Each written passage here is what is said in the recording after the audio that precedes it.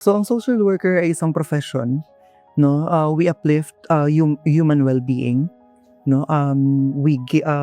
We address their problems.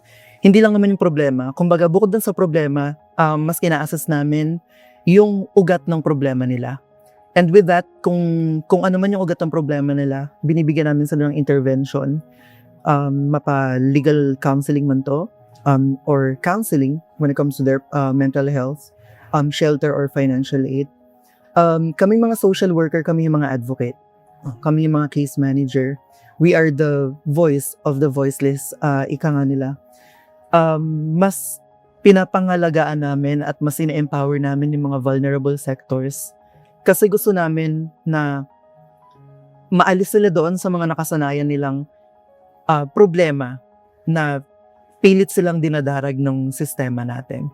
Kami mga social worker, hindi lang naman kami yung mga tagabigay ng ayuda or hindi lang kami tagabigay ng mga sardinas at bigas tuwing kalamidad. No, we're fighting for systemic change.